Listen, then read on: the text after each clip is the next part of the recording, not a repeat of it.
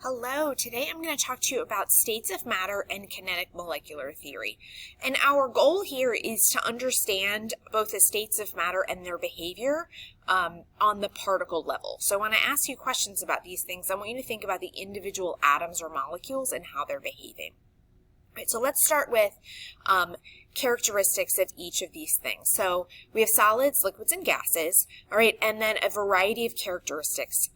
And so I want you to think about those characteristics in terms of, again, the molecular level instead of the macroscopic level, or what you can see with your eyes. All right, so solids have a defined shape. Their particles pack and they don't change when we move them to a different container. So if I take my pen and I, put it in a cup, it's still the shape of a pen, right? The shape is defined. Liquids, however, will change shape when we change their container. So if I pour water from a pitcher into a cup, it has a different shape than it did before I poured it. Gases also change shape with the container that you put them in. All right, with volume, the volume of a solid is defined, all right, and the volume of a liquid is defined. If we move the liquid from a pitcher to a cup, the volume is still the same, all right. However, gases will expand to fill the volume of their container. All right, so their volume is going to be variable, and that's why we'll be doing some calculations later in this unit to figure out what that volume is. All right. In terms of the arrangement of the particles, solids have a very ordered arrangement. They line up in nice little rows, all the molecules or atoms in a very defined shape and defined order. Whereas liquids and gases have a little bit of a random arrangement.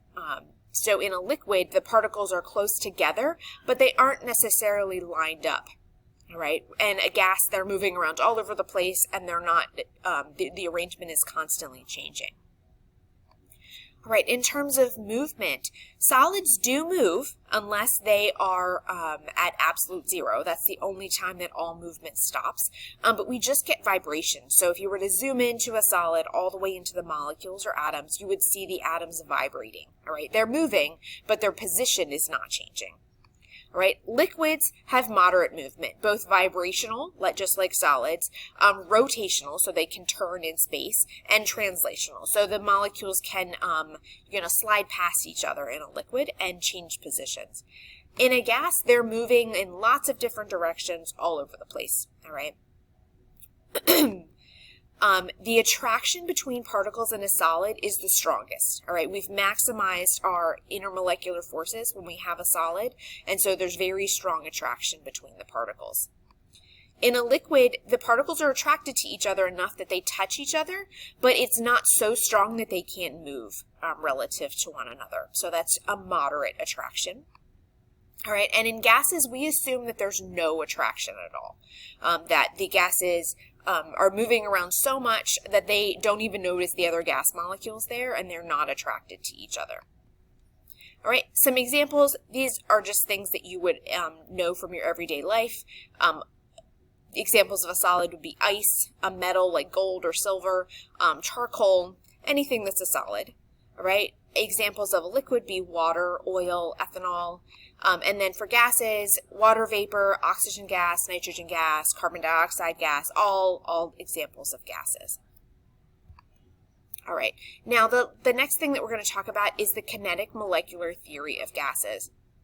And this theory explains the behavior of molecules in terms of kinetic molecular theory. So there are 5 different postulates of kinetic molecular theory. You do not need to memorize them, but you should be able to apply them to make predictions about how the properties might change.